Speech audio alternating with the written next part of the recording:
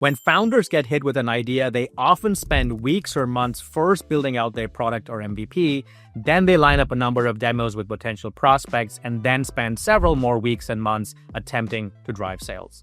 This is the traditional build, demo, sell, build approach that most founders follow, but there's a much better way that I'm going to show you in this video that is 3 times faster, converts 3 to 5 times better, and guarantees that you only build what customers want. So let's dive in. Hi there, if you're new to this channel, my name is Ash Moria. I'm an entrepreneur and author and the creator of the popular one-page business modeling tool, Lean Canvas.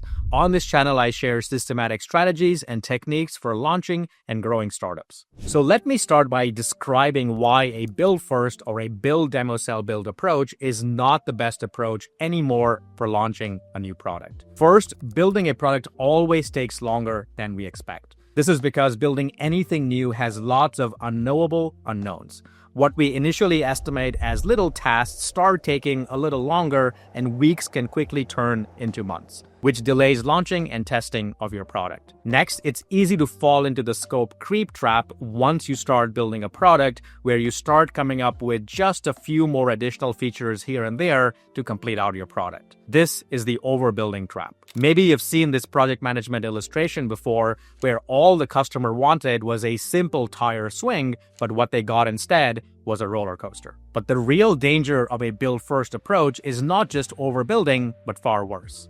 Building the wrong product. When you rush to build a product without adequate customer validation, it's easy to go astray and build the wrong product entirely. Unlike the before times where we could launch a product and then learn from customers, customers today have many more product choices than before.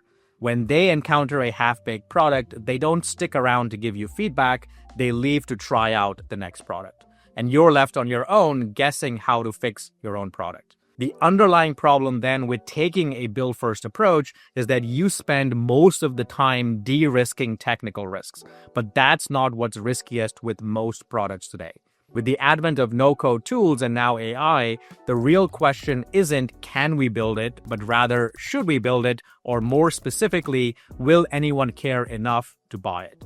And here's the counterintuitive bit. You don't need to first build a working product to answer this question. The best way that I found for answering this question isn't with the traditional build, demo, sell, build approach, but using a different demo, sell, build process. With demo, sell, build, you don't start with building a product, but a demo of your product that you then try to sell. If you can't sell the demo, why build the product? Now, when people hear this, they often ask, well, don't I need a working product first to build a demo?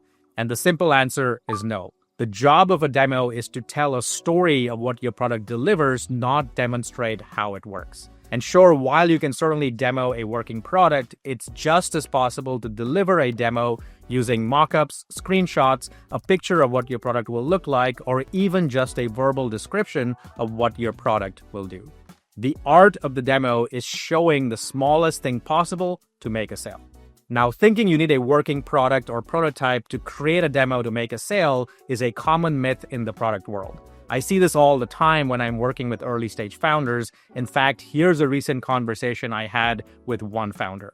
I was sitting across from this founder who had done a great job of identifying a real customer problem, and he had a solid technical solution in mind. When I asked him what was keeping them from closing customers, he told me they were waiting to finish their demo. I was curious about the timeline, and he told me it would take them 2 months. 2 months? When I pressed for details, he explained that they were building a complex machine learning solution and needed a working prototype with the right data set to show potential customers. I asked him if their potential customers had specifically requested a working prototype demonstration, and the founder hesitated at that point and started to say, well, no, we haven't really talked to anyone yet, and that's when I cut him off. I suggested that instead of demonstrating a working product, they start with showcasing the promise or unique value proposition their product was going to deliver to their customers. In their case, this boiled down to a single report. Their potential customers were currently outsourcing this report to expensive consultants who took weeks to analyze data to create the report and charge them tens of thousands of dollars. The startup's product would not only shrink this time from weeks to hours, but their real value proposition, according to the founders, was creating a more powerful report with better insights than the current report the consultants were creating. And that was it. I told them to treat the report and not their product as the demo. Instead of waiting to finish their product, I asked them to instead create a sample report using real data and then set up a few calls with potential customers where they would share a before and after story. Here's the rough outline of the script I shared with them. Start by telling a before story of how your potential customers currently hire consultants to generate this report. Make sure to point out how long it takes and how much it costs the customer, both in terms of time and money. Then tease a better new way you're working on and tell them why it's different and what it promises. Faster and better insights, in their case. Pull up the sample report and show them why it's different and better. Then ask them what they think. Well, will that work? The founder asked me. What if they don't believe us? I said, well, let's see what happens. If they need more proof, ask them specifically what they'd like to see next and set up a follow-up meeting with them. After a slightly more convincing, the founder agreed to try this approach out. The next day, I got a call from him.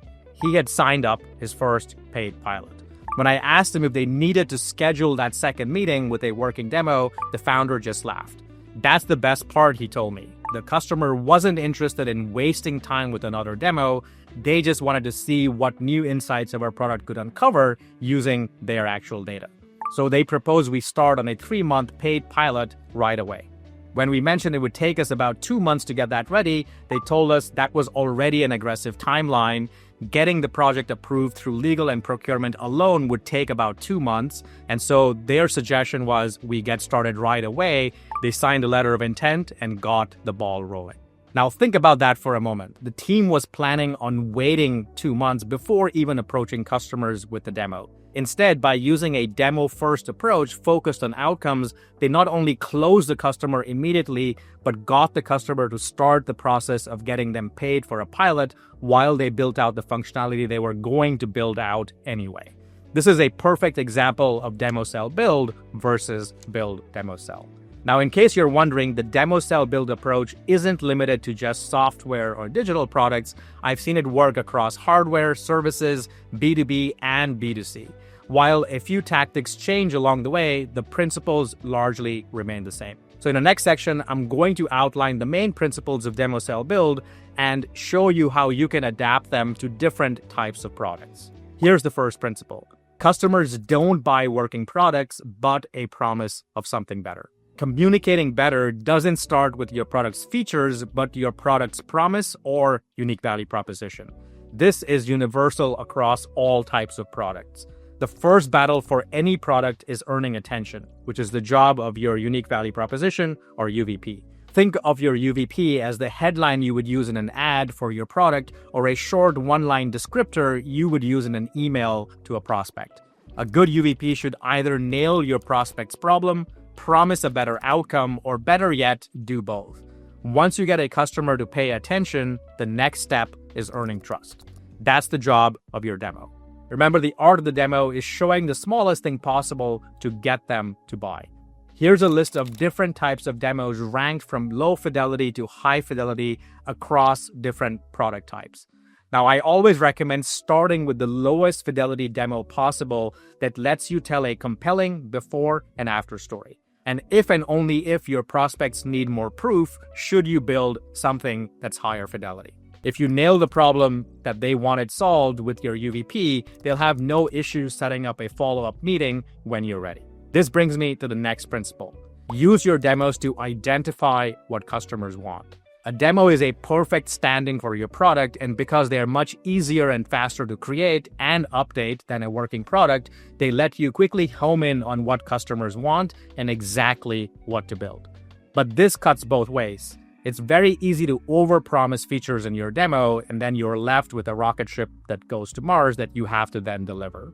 And when you cram in too much into your demos, you not only increase the scope of what you have to build, but you can also easily overwhelm and even scare away your customers. And this is why I recommend showing less, not more, in your demos. Treat your demos like a movie trailer and start with the most valuable thing first and then pause to see how the customer reacts. If the customer is ready to buy at that point, you're done. If on the other hand, they still need to see more, move on to the next thing. The biggest objection I hear from founders about the demo sell build approach is, what if I can't actually build what I demo? Well, then you really have no business building this product in the first place. The demo sell build approach isn't about promising vaporware, but about testing demand for a product you know you can build before you build it. This, of course, requires that you are a builder yourself or have access to a builder on your team who can assess the technical feasibility of your product. When dealing with new technology, it's perfectly okay to reserve some time upfront to do a quick product spike. This is where you build a technical proof of concept, which is not a working prototype, but rather a quick product feasibility test. Once you're 80% confident that you can build what you plan to demo, then move on to the demo sell build process. So that is the biggest objection I often hear. The biggest fear I hear from founders with demo sell build is, what if the customer actually says yes on the spot and wants to buy my unfinished product? What do I do then? Well, first, I want to remind you that making a sale is exactly what you're aiming for and a good problem to have. Most founders start with building products they hope customers will buy down the road. With demo sell build, you go from hoping to knowing they'll buy what you're going to build. And so if they say yes, remember that principle number 3, customers seldom move faster than you. The time from closing a deal to starting a trial or pilot is directly proportional to the size of the deal.